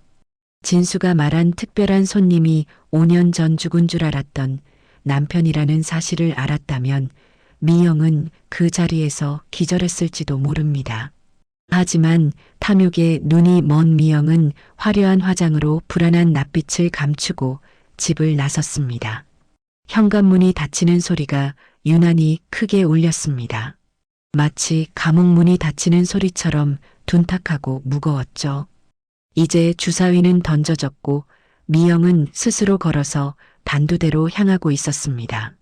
강남의 한복판에 우뚝 솟은 최고급 백화점 명품관입니다. 며느리 최미영은 어제 술을 과하게 마신 탓에 머리가 깨질 듯 아팠지만 오늘 있을 상견례를 위해 억지로 몸을 이끌고 나왔습니다. 그녀가 향한 곳은 백화점 2층에 있는 VIP 전용 라운지였습니다. 미영은 평소처럼 거만한 태도로 소파에 털썩 주저앉아 다리를 꼬았습니다. 직원이 다가와 정중하게 주문을 받으려 하자 미영이 신경질적으로 손을 휘저었습니다. 아이스 아메리카노 진하게 한 잔 줘요. 그리고 저번에 내가 주문했던 악어 가죽 가방 들어왔는지 확인 좀 해보고요. 설마 아직도 안 들어온 건 아니죠? 직원은 난처한 표정을 지으며 고개를 숙였습니다. 죄송합니다, 고객님. 그 가방은 워낙 희귀한 제품이라 대기자가 많아서 아직 입고가 안 되었습니다. 미영의 눈썹이 꿈틀거렸습니다. 그녀는 어제 카드 한도 초과 문자를 받은 일 때문에 기분이 저기압이었는데 직원의 말이 불난 집에 기름을 부은 격이었죠. 미영은 테이블을 탁 치며 소리를 질렀습니다. 뭐라고요? 내가 여기 1년에 얼마를 쓰는 사람인데 대기 타령이야? 내가 우스워요? 매니저 나오라고 해요. 라운지에 있던 다른 손님들의 시선이 미영에게 쏠렸습니다. 하지만 미영은 아랑곳하지 않고 자신의 분노를 표출하기 바빴습니다. 자신이 가진 돈과 권력을 과시해야만 불안한 마음을 감출 수 있었기 때문입니다.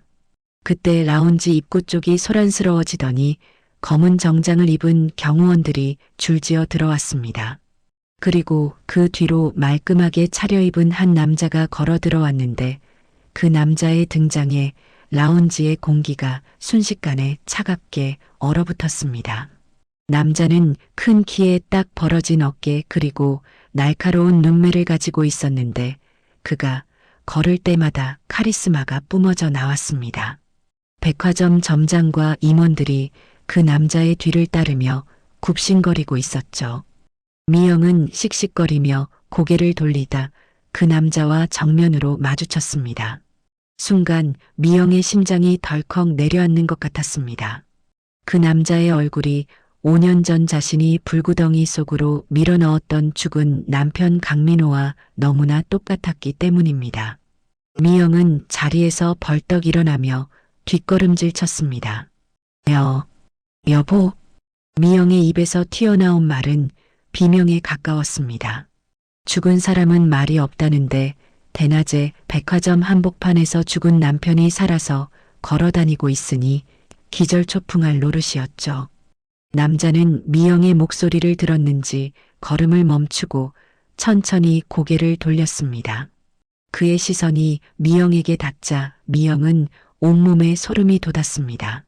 하지만 남자의 눈빛에는 미영이 알던 남편의 따뜻함이나 순박함은 전혀 없었고 마치 벌레를 보는 듯한 경멸과 차가움만이 가득했습니다. 미영은 홀린 듯 남자에게 다가가며 떨리는 손을 뻗었습니다. 당신 살아있었어? 어떻게 여기에? 경호원들이 즉시 미영의 앞을 막아서며 제지했습니다. 물러나십시오. 회장님께 접근하지 마세요. 남자는 경호원들을 손짓으로 물러나게 하고는 미영을 싸늘하게 내려다보았습니다. 그리고 입꼬리를 살짝 올리며 비웃듯 말했습니다.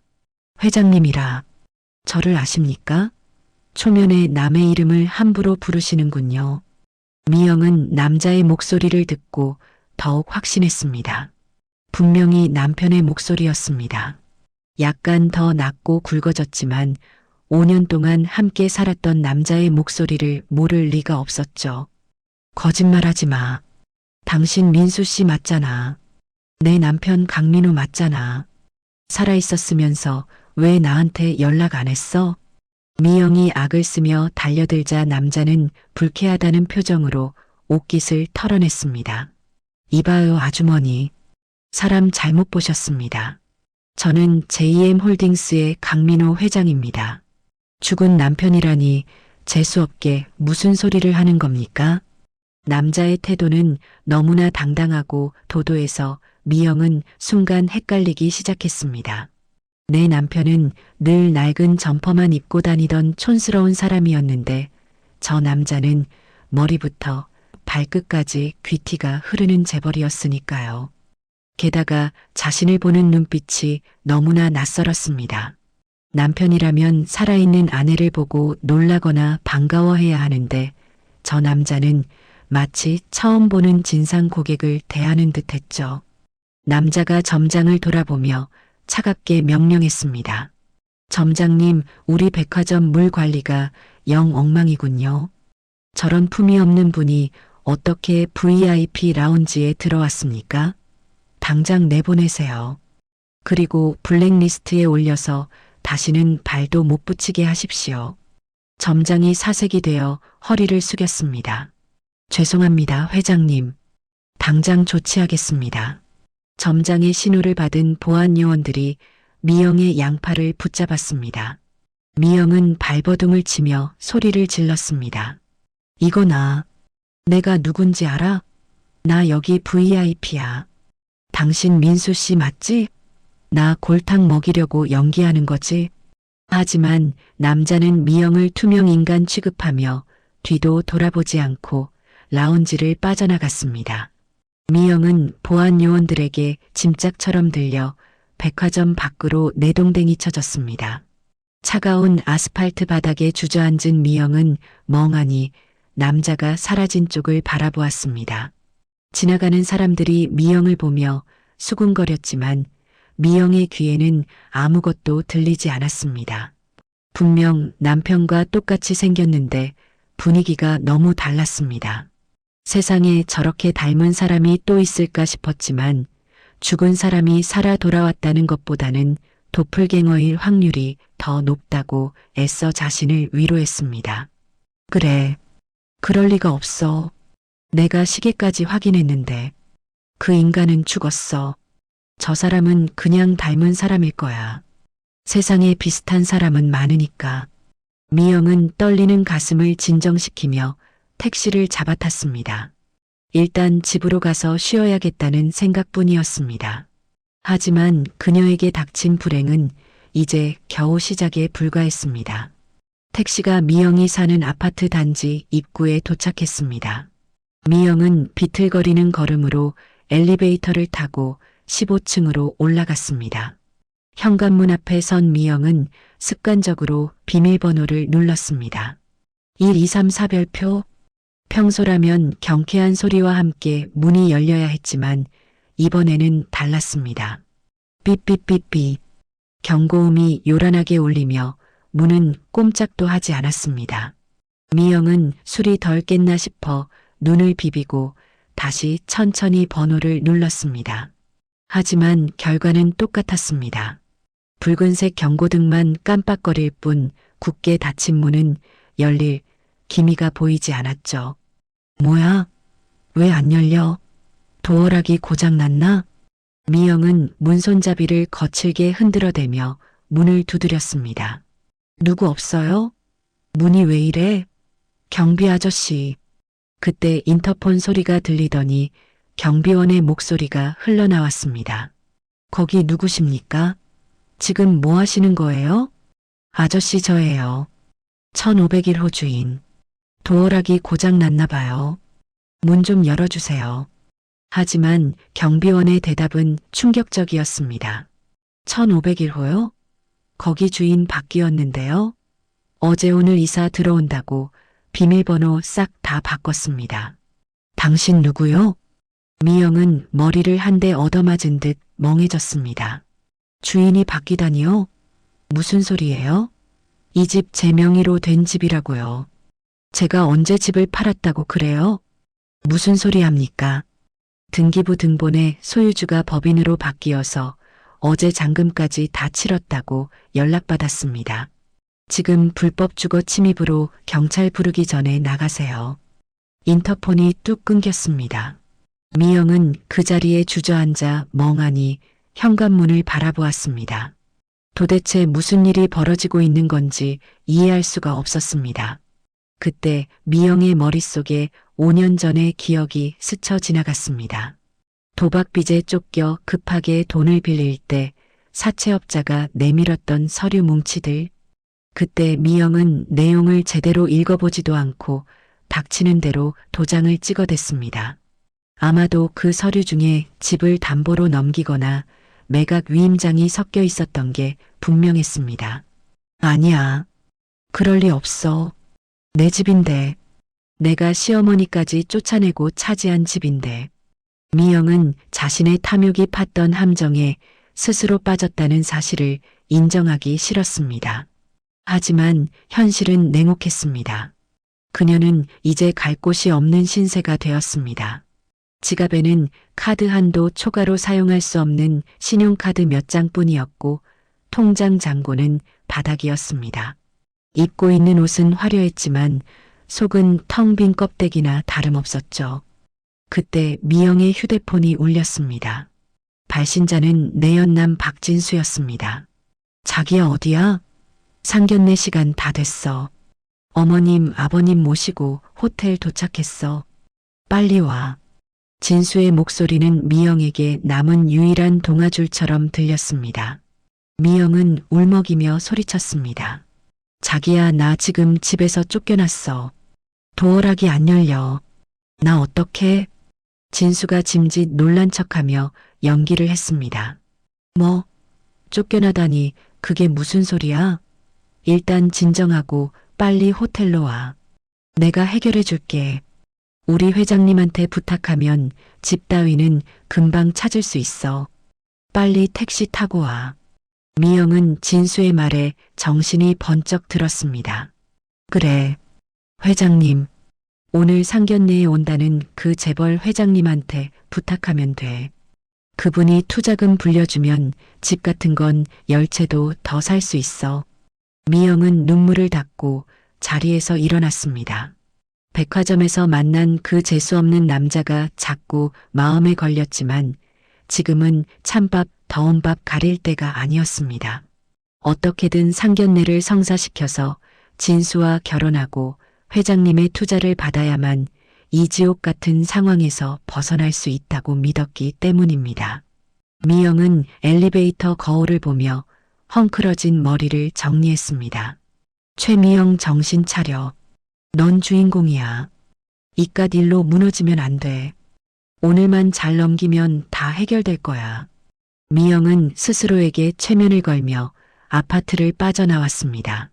하지만 그녀가 향하는 곳은 구원의 장소가 아니라 그녀를 기다리고 있는 거대한 심판대였습니다. 같은 시각 민수와 순자는 호텔 상견례장이 내려다 보이는 2층 룸에서 이 모든 상황을 지켜보고 있었습니다. 순자는 말끔하게 차려입은 모습으로 창밖을 바라보며 깊은 한숨을 내쉬었습니다. 결국 제 발로 걸어 들어오는구나. 불쌍한 것. 욕심이 눈을 가리면 벼랑 끝인 줄도 모르고 달리는 법이지. 민수는 차가운 찻잔을 만지작거리며 나직하게 말했습니다. 어머니, 불쌍해하지 마세요. 짐승은 짐승일 뿐입니다. 오늘 그 여자가 흘릴 눈물은 어머니가 지난 5년간 흘린 피눈물에 비하면 아무것도 아니에요. 민수의 시선이 호텔 입구로 향했습니다. 방금 택시에서 내린 미영이 허겁지겁 호텔 로비로 들어오는 모습이 보였습니다. 민수는 비서에게 신호를 보냈습니다. 손님 오셨다. 쇼 시작해. 이제 곧 상견례장의 문이 열리면 며느리 미영의 세상은 산산조각이 날 것입니다. 믿었던 사랑도 자랑하던 재력도 그리고 숨겨왔던 거짓말도 모두 발가벗겨질 운명이었죠. 미영이 떨리는 손으로 상견례장의 문손잡이를 잡았습니다. 그 문 뒤에 저승사자가 기다리고 있다는 것은 꿈에도 모른 채 말입니다. 호텔 최고층에 위치한 프라이빗 룸의 문이 열리자 팽팽한 긴장감이 미영을 맞이했습니다. 방 안에는 원형 테이블을 사이에 두고 내연남 진수의 부모님으로 보이는 노부부가 먼저 와서 앉아 있었는데 그들의 표정은 상견례를 앞둔 혼주라기보다는 마치 죄인을 신문하러 온 재판관처럼 엄숙하고 딱딱했습니다. 미영은 본능적으로 위축되는 것을 느꼈지만 애써 밝은 미소를 지으며 안으로 들어갔습니다. 어머님, 아버님 늦어서 죄송합니다. 오다가 차가 좀 막혀서요. 처음 뵙겠습니다. 진수 씨 여자친구 최미영이라고 합니다. 미영이 90도로 허리를 숙여 인사를 했지만 노부부는 묵묵부답이었습니다. 백발의 아버지는 찻잔만 만지작거렸고 어머니는 미영을 위아래로 훑어보며 혀를 쯧하고 찼을 뿐이죠. 미영은 당황스러워 진수의 옆구리를 쿡 찔렀습니다. 자기야, 부모님이 화나셨나 봐. 자기가 분위기 좀 풀어봐. 하지만 진수의 태도도 평소와 달랐습니다. 평소라면 미영의 비위를 맞추느라 안달이 났을 텐데 지금은 마치 남의 일인 양팔짱을 끼고 창밖만 바라보고 있었으니까요. 미영은 식은땀이 흐르는 것을 느꼈습니다. 집에서는 쫓겨났고 백화점에서는 망신을 당했으며 이제 남은 희망은 이 남자와의 결혼과 회장님의 투자뿐인데 분위기가 심상치 않았기 때문입니다. 그때 룸 안쪽에 있는 거대한 양문이 열리며 호텔 지배인이 들어와 큰 소리로 외쳤습니다. JM홀딩스 강민호 회장님 입장하십니다. 미영의 눈이 번쩍 뜨였습니다. 드디어 자신의 인생을 구원해줄 동아줄이 나타난 것입니다. 미영은 자리에서 벌떡 일어나 문 쪽을 향해 옷매무새를 다듬었습니다. 어머, 회장님이 오셨나 봐요. 아버님, 이분이 우리한테 투자해 주실 분이에요. 미영은 입꼬리를 귀에 걸리도록 끌어올리며 들어오는 남자를 향해 가장 매혹적인 미소를 보냈습니다. 하지만 그 미소는 단 3초 만에 경악으로 바뀌고 말았습니다. 위풍당당하게 걸어 들어오는 남자는 다름 아닌 아까 백화점에서 자신을 쫓아냈던 그 남자였고 5년 전 자신이 죽음으로 내몰았던 남편 강민호였기 때문입니다. 민수는 최고급 수트를 입고 있었고 그 뒤에는 어머니 박순자가 우아한 한복을 차려입고 서 있었습니다. 미영은 다리에 힘이 풀려 그 자리에 주저앉을 뻔했습니다. 당신이 왜 여기 있어? 설마 당신이 강 회장이야? 미영의 목소리는 공포로 떨리고 있었지만 민수는 여유롭게 웃으며 상석에 앉았습니다. 그리고 미영을 똑바로 응시하며 차갑게 말했습니다. 반갑습니다, 최미영 씨. 백화점에서는 경황이 없어 인사를 제대로 못했군요. JM 홀딩스 대표이자 당신이 5억 원에 팔아넘긴 전 남편 강민호입니다. 미영은 숨이 턱 막히는 것 같았습니다. 죽은 줄 알았던 남편이 살아있는 것도 충격인데 그가 재벌 회장이 되어 나타났다는 사실을 도저히 받아들일 수가 없었죠. 미영은 고개를 세차게 저으며 뒷걸음질 쳤습니다. 말도 안 돼. 이건 꿈이야. 당신은 죽었어. 내가 내 눈으로 시계까지 확인했는데 어떻게 살아있어? 그때 민수의 뒤에 서 있던 순자가 앞으로 나서며 미영의 얼굴을 향해 소리쳤습니다. 이 천벌 받으려나? 너가 확인한 건 시계뿐이었겠지. 너 남편 얼굴은 거들떠보지도 않고 화장터로 보냈으면서 어디서 뻔뻔하게 고개를 들고 있어? 순자의 호통에 미영은 쥐구멍이라도 찾고 싶은 심정이었습니다. 하지만 탐욕에 찌든 미영의 머릿속은 빠르게 계산기를 두드리기 시작했습니다. 잠깐만. 남편이 살아있다면 오히려 기회일 수도 있어. 내가 법적인 아내잖아. 아직 이혼 도장 안 찍었으니까 저 재산 다 내 거 아니야? 미영은 표정을 싹 바꾸더니 눈물을 글썽이며 민수에게 매달렸습니다. 여보, 민수 씨, 살아있었구나. 내가 얼마나 기다렸는데. 당신 죽은 줄 알고 내가 5년 동안 얼마나 가슴 아파했는지 알아? 나 너무 힘들었어. 미영이 민수의 옷자락을 잡으려 하자 민수는 더럽다는 듯 손을 뿌리쳤습니다. 힘들었다고? 내 보험금으로 도박하고 내 연남이랑 뒹구는 게 힘든 일인가 보지. 민수의 조롱에도 미영은 굴하지 않고 이번에는 진수의 부모님을 향해 도움을 요청했습니다. 아버님, 어머님, 저 좀 도와주세요. 저 사람이 제 남편인데 오해하고 있어요. 제가 얼마나 착한 며느리인지 아시잖아요. 그러자 묵묵히 앉아있던 백발의 노신사가 자리에서 천천히 일어났습니다. 그는 양복 안주머니에서 무언가를 꺼내 미영의 눈앞에 들이밀었습니다. 그것은 혼주 명함이 아니라 대검찰청 로고가 박힌 검사 신분증이었습니다. 최미영 씨 앉으세요. 저는 진수 아버지가 아니라 서울중앙지검 강력부 부장검사입니다. 당신을 사기 및 사문서 위조 그리고 존속 유기 혐의로 긴급 체포하러 왔습니다. 미영의 눈이 튀어나올 듯 커졌습니다. 검사요? 그럼 상견례가 아니라. 네, 맞습니다. 당신을 잡기 위한 함정 수사였습니다. 도주 우려가 있어서 이 자리에서 바로 신병을 확보합니다. 미영은 비명을 지르며 옆에 있던 진수의 팔을 붙잡았습니다. 자기야, 이게 무슨 소리야? 자기가 설명 좀 해봐. 우리 결혼하기로 했잖아. 자기 부모님이 아니야? 그 순간 진수가 미영의 팔을 거칠게 뿌리치며 자리에서 일어났습니다. 그리고 민수를 향해 90도로 깍듯하게 인사를 올렸습니다. 회장님 지시하신 임무 완수했습니다. 입금해 주신 잔금도 확인했습니다. 감사합니다. 미영은 자신의 귀를 의심했습니다. 믿었던 내연남이 자신을 팔아넘기고 민수에게 돈을 받았다는 사실이 비수가 되어 심장에 꽂혔기 때문입니다. 박진수 너 지금 뭐 하는 거야? 나 사랑한다며? 나랑 결혼한다며? 진수는 미영을 보며 비웃음을 날렸습니다. 아줌마 꿈 깨세요. 내가 미쳤다고 당신 같은 꽃뱀이랑 결혼을 합니까? 나도 돈 받고 연기한 거예요. 당신이 남편 보험금 펑펑 쓸 때 나도 콩고물 좀 받아먹은 것뿐이라고요. 진수의 배신에 미영은 이성을 잃고 달려들었습니다. 이 나쁜 놈아, 내 돈 내놔. 내가 너한테 쓴 돈이 얼마인데. 하지만 대기하고 있던 여성 수사관들이 들어와 미영의 양팔을 결박했습니다.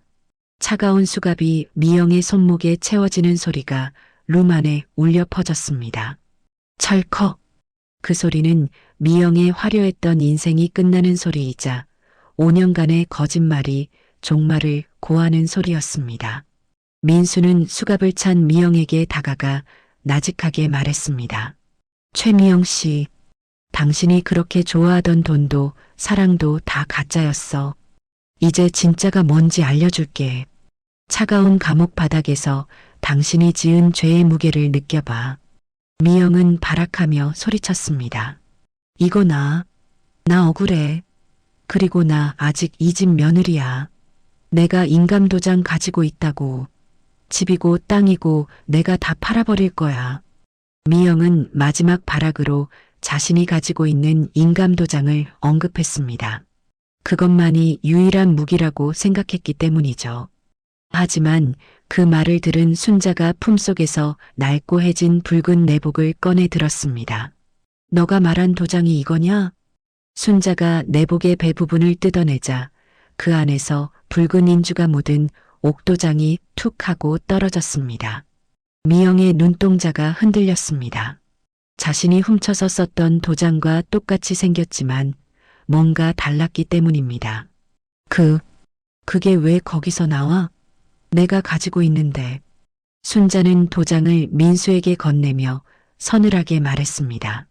너가 훔쳐간 건 내가 파놓은 막도장이고 이게 진짜 민수 인감이다. 너가 위조해서 팔아먹은 집이며 땅이며 다 무효야. 넌 남의 거 훔쳐다가 도둑질한 죄까지 추가될 거다. 미영은 그제야 다리에 힘이 풀려 바닥으로 주저앉았습니다. 모든 것이 완벽하게 설계된 덫이었고 자신은 그 덫 위에서 춤을 추고 있었던 광대였음을 깨달았기 때문입니다. 검사가 수사관들에게 손짓했습니다. 데려가세요. 조사할 게 산더미입니다. 미영은 짐승처럼 울부짖으며 끌려나갔습니다. 안 돼. 이거 나. 여보 나 좀 봐줘. 어머님 잘못했어요. 한 번만 용서해 주세요. 하지만 닫히는 문틈 사이로 보이는 민수와 순자의 표정은 차가운 얼음장 같았습니다. 용서는 사람이 하는 것이지 짐승에게 하는 것이 아니라는 민수의 말이 실현되는 순간이었죠. 진수는 자신의 몫을 챙겨 룸을 빠져나갔고 방 안에는 민수와 순자만이 남았습니다. 순자는 떨리는 손으로 아들의 손을 잡았습니다. 민수야, 드디어 끝난 거냐? 민수는 어머니를 안아들이며 고개를 저었습니다. 아니요, 어머니. 아직 하나 남았습니다. 그 여자가 만든 가짜 무덤을 파헤쳐서 세상 사람들에게 진실을 보여줘야죠. 그래야 어머니의 억울함이 완전히 풀립니다. 민수의 눈빛은 여전히 타오르고 있었습니다.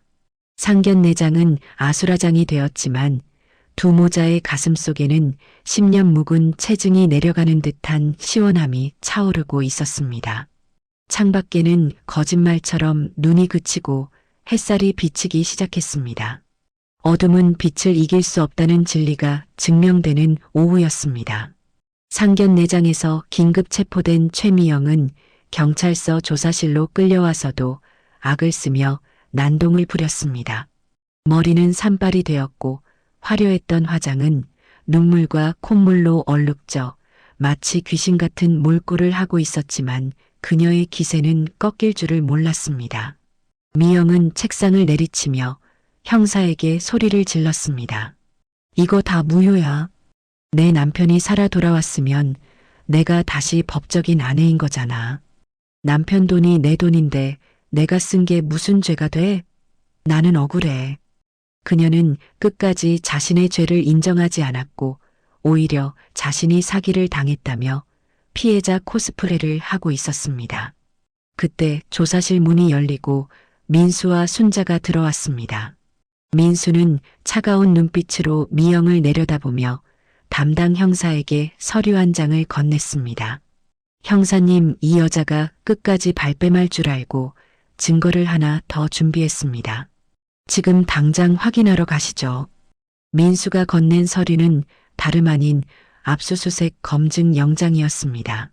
장소는 경기도 외곽에 있는 민수의 가묘 즉 며느리가 만들었던 가짜 무덤이었습니다. 미영의 얼굴이 순식간에 사색이 되었습니다. 거긴 왜 가? 죽은 사람 무덤을 파헤치겠다니 당신 제정신이야?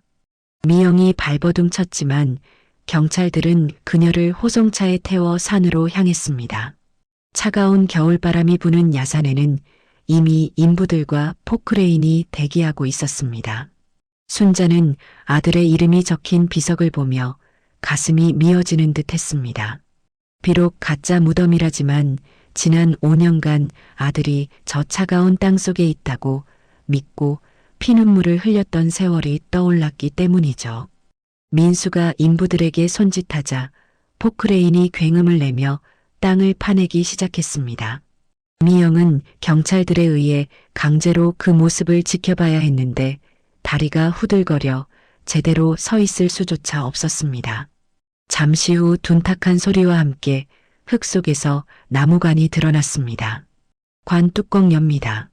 인부들이 장비를 이용해 관 뚜껑을 열자 현장에 있던 모든 사람들이 경악을 금치 못했습니다. 보통이라면 유골함이 들어있어야 할 관 속에 웬 커다란 돌덩이들과 잡동사니, 쓰레기들이 가득 차 있었기 때문입니다. 형사가 기가 막히다는 듯 미영을 쏘아보았습니다.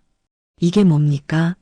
남편 유골함도 아니고 돌덩이를 묻어놓고 제사를 지낸 겁니까?